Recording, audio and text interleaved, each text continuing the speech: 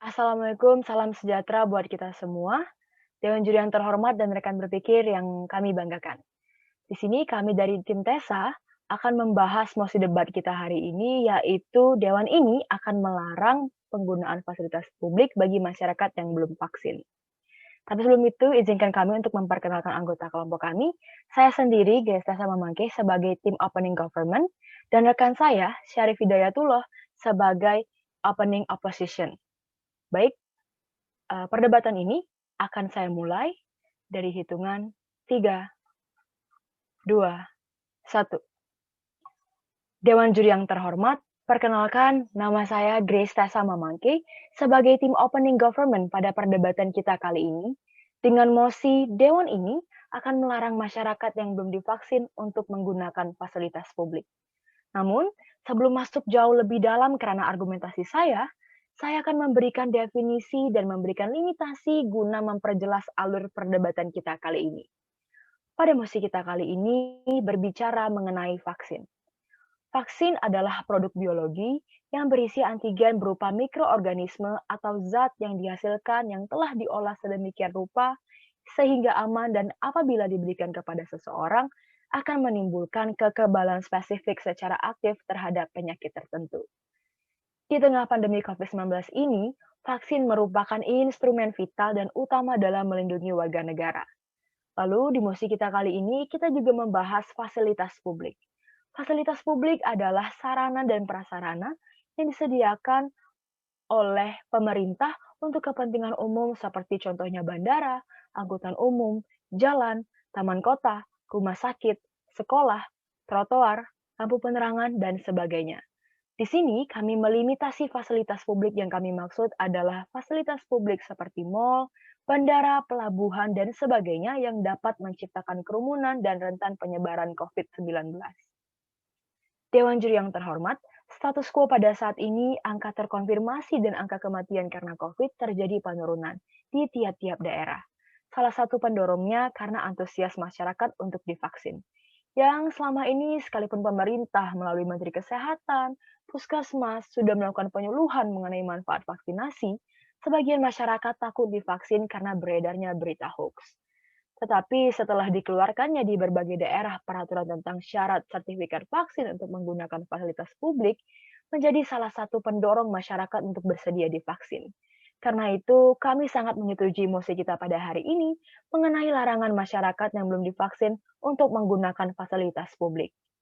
Masuk ke ranah argumen saya mengenai mengapa larangan terhadap masyarakat yang belum divaksin untuk menggunakan fasilitas publik harus dilaksanakan. Argumen pertama, dengan adanya peraturan dilarang masyarakat yang belum divaksin untuk menggunakan fasilitas umum, mendorong antusiasme masyarakat untuk divaksin. Saya mengambil contoh Provinsi DKI Jakarta yang per Juli 2021 menempati urutan pertama di Indonesia terbanyak kasus COVID-19, yaitu 12.661 kasus positif. Karena permasalahan inilah, Jakarta melaksanakan peraturan wajib syarat kartu vaksin untuk menggunakan fasilitas umum. Setelah peraturan ini dikeluarkan, menunjukkan peningkatan jumlah permintaan masyarakat untuk divaksin. Bahkan, sekarang menurut data Kementerian Kesehatan bahwa DKI Jakarta telah mencapai angka vaksin yaitu 10.382.130, melampaui capaian target yaitu 8.345.427. Argumen selanjutnya yaitu kewajiban vaksin bagi masyarakat untuk menggunakan fasilitas publik merupakan usaha untuk mengejar herd immunity dalam upaya pemutusan mata rantai COVID-19.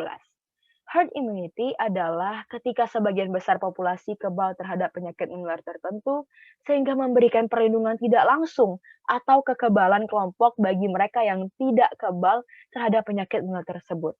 Herd immunity menjadi langkah penting yang dipercaya bisa mengakhiri pandemi COVID-19. Ketika sudah di fase herd immunity, orang yang tidak bisa mendapatkan vaksin, misalnya bayi baru lahir, lansia, atau penderita kelainan sistem imun tertentu, bisa mendapatkan perlindungan dari orang-orang di sekitarnya. Kendati demikian, untuk mencapai herd immunity dalam suatu masyarakat, penelitian menyebutkan bahwa minimal 70% penduduk dalam negara tersebut harus sudah divaksin. Menurut data Kementerian Kesehatan, per tanggal 15 September 2021, jumlah masyarakat yang sudah divaksinasi dosis pertama baru 35% dan jumlah masyarakat yang sudah divaksinasi kedua baru 20%. Maka dari itu, kami percaya dan optimis larangan bagi masyarakat yang belum vaksin untuk menggunakan fasilitas publik merupakan langkah tepat pemerintah untuk menggencarkan peningkatan vaksinasi di Indonesia. Argumen yang terakhir, vaksinasi akan berdampak baik bagi masyarakat itu sendiri. Mari kita bandingkan orang yang belum divaksin dan orang yang sudah divaksin. Maka jelas orang yang belum divaksin akan sangat rentan terkena COVID-19 dan dapat berakibat fatal yaitu kematian. Jikalaupun orang yang sudah vaksin terinfeksi COVID-19, maka dampaknya tidak akan sefatal dengan yang sudah divaksin. Hal ini dapat kami buktikan dengan studi kasus yang dilakukan Badan Penelitian dan Pengembangan Kesehatan Kemenkes Republik Indonesia yang dilakukan terhadap 71.455 tenaga kesehatan di DKI Jakarta, meliputi perawat, bidan, dokter, teknisi, dan tenaga umum lainnya sepanjang periode Januari sampai Juni 2021. Data menunjukkan lama perawatan tenaga kesehatan yang divaksinasi relatif lebih singkat, yaitu 8 hingga 10 hari, dibandingkan tenaga kesehatan yang belum divaksinasi, yaitu 9 sampai 12 hari. Sebagian besar, yaitu 91% dari tenaga kesehatan yang memerlukan perawatan intensif adalah tenaga kesehatan yang belum divaksinasi atau baru mendapatkan vaksinasi 1 dosis. Hal inilah yang membuktikan bahwa vaksin mampu menurunkan risiko terinfeksi COVID-19. Inilah 3 argumen mengenai mengapa kami menyetujui mosi kita pada kali ini, dan juga didukung oleh bukti-bukti yang telah kami paparkan. Karena ini, saya sangat bangga sebagai tim government untuk menyetujui mosi kita pada hari ini. Terima kasih. Selanjutnya, perdebatan akan dilanjutkan oleh tim Opening Opposition, yaitu Syarif Hidayatullah. Kepada Syarif Hidayatullah dipersilahkan. Baiklah, perdebatan akan saya mulai dalam hitungan 3, 2, 1. Dewan Juri yang terhormat, saya Syarif Hidayatullah dari tim Opposition menyatakan dengan tegas bahwasanya saya tidak setuju dengan mosi debat pada kali ini. Dewan Juri yang terhormat, izinkan saya menggarisbawahi pernyataan dari tim government tadi. Pernyataan tim government tadi hanya terfokuskan untuk meningkatkan herd immunity masyarakat saja dan juga peningkatan jumlah masyarakat yang melakukan vaksinasi COVID-19. Tim government tanpa melihat lagi adanya aspek-aspek lain yang perlu dipertimbangkan atas pelarangan tersebut, seperti keadaan saat ini, hak yang dimiliki oleh masyarakat, kemudian kondisi tertentu yang menjadi alasan masyarakat yang tidak mau divaksin atau tidak bisa divaksin, serta kepentingan khusus yang dimiliki oleh masyarakat yang berkaitan dengan penggunaan fasilitas publik. Sementara itu, aktivitas penggunaan fasilitas publik di negara kita sangatlah tinggi. Jikalau aturan ini diberlakukan, maka akan berdampak secara signifikan ke bidang lainnya, seperti perekonomian, pendidikan, aktivitas keagamaan, dan lain-lainnya. Aturan ini juga nantinya akan membatasi ruang gerak masyarakat di tengah pandemi ini. Masyarakat akan kesulitan untuk menjalankan aktivitasnya sehari-hari di berbagai fasilitas publik yang vital. Ada beberapa poin dari saya yang menjadi argumentasi saya sekaligus membidas pernyataan dari tim government tadi. Yang pertama, sejatinya masyarakat memiliki hak atas kesehatannya. Hal tersebut telah diatur dalam konstitusi negara kita, dalam Undang-Undang Negara Republik Indonesia. Beberapa di antaranya adalah, yang pertama adalah Undang-Undang Pasal 28H ayat 1. Setiap orang berhak hidup sejahtera lahir dan batin, bertempat tinggal, dan mendapatkan lingkungan hidup yang baik dan sehat, serta berhak memperoleh pelayanan kesehatan. Kemudian yang kedua adalah Undang-Undang Nomor 39 Tahun 1999 tentang hak asasi manusia, Pasal 9. Setiap orang berhak untuk hidup, mempertahankan hidup, dan meningkatkan taraf kehidupannya. Nah, dari undang-undang tersebut kita bisa tahu setiap masyarakat memiliki haknya atas kesehatannya sendiri. Apabila pemerintah melarang masyarakat yang belum divaksin tidak diperbolehkan menggunakan fasilitas layanan publik, secara terang-terangan pemerintah telah melanggar hak asasi manusia yang diperoleh oleh masyarakat. Sementara itu, dalam survei suatu lembaga yaitu LSI, ada 36,4% masyarakat kita yang tidak mau divaksin. Angka tersebut adalah angka yang sangat besar. Dapat tergambarkan hal ini menjadikan aturan tersebut sebagai suatu aturan yang memaksa dan tidak berperi kemanusiaan. Karena secara tidak langsung pemerintah telah melakukan diskriminasi secara besar-besaran terhadap masyarakat yang belum divaksin.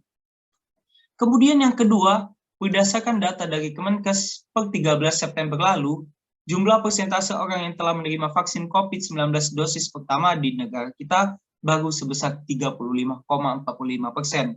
Sementara jumlah persentase orang yang sudah menerima suntikan vaksin COVID-19 dosis kedua sebesar 20,32%. Jumlah ini masih jauh dari target yang ditetapkan oleh pemerintah. Tidak cukup untuk memenuhi syarat herd immunity yang disebutkan oleh Saudari Grace tadi. Perlu kita ketahui tidak semua masyarakat dapat divaksin.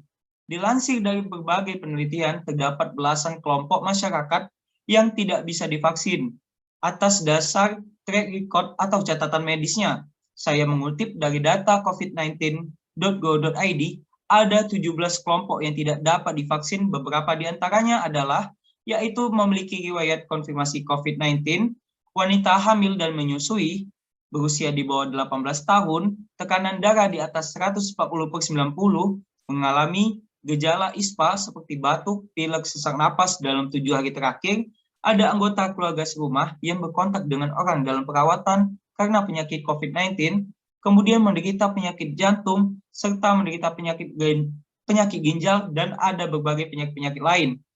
Nah, belum lagi, khususnya masyarakat yang memiliki riwayat COVID-19 ini mesti menunggu 3 bulan untuk baru dapat divaksin. Sementara ada berapa banyak masyarakat kita yang terpapar COVID dalam waktu 1 hari, 1 minggu, 1 bulan, mereka artinya harus menunggu berapa lama. Artinya ada berapa banyak masyarakat kita yang tidak bisa divaksin? Sangat banyak. Lalu bagaimana mereka bisa untuk dapat menggunakan fasilitas publik tadi? Akan ada banyak masyarakat yang terhalang untuk menjalankan kepentingannya yang berkaitan dengan fasilitas publik. Belum lagi, aturan masyarakat harus vaksin untuk menerima fasilitas layanan publik tidak memiliki jaminan bahwa mereka tidak akan menularkan ataupun terpapar COVID. Padahal, aturan ini bisa diperlembut dengan memperketat protokol kesehatan masyarakat yang beraktivitas. Pemerintah bisa mempromosikan, mengiklankan dengan mewajibkan masyarakat 3M, memakai masker, menjaga jarak, dan mencuci tangan. Dengan begitu, hak masyarakat dapat terpenuhi sesuai dengan hak asasi manusia, dan pencegahan penyebaran COVID-19 juga dapat terpenuhi tanpa harus ada tindakan-tindakan pemaksaan oleh pemerintah kepada masyarakat. Terakhir, Dewan Juri yang terhormat, setiap masyarakat memiliki hak yang setara di mata hukum. Negara kita memiliki konstitusi yang telah dibentuk di dalam undang-undang dan juga ideologi bangsa kita. Baik masyarakat yang belum vaksin dengan yang sudah vaksin, mereka sama-sama bayar pajak. Mereka telah sama-sama menjalankan kewajibannya, mereka telah sama-sama menjalankan kewajibannya untuk negara dan juga mempunyai hak yang sama, dan mereka punya hak yang sama atas penggunaan fasilitas layanan publik. Jadi, jikalau pemerintah tetap akan menerapkan aturan tersebut atau akan menerapkan peraturan tersebut, maka tidaklah etis atau tidaklah bijak. Sekian dari saya, terima kasih.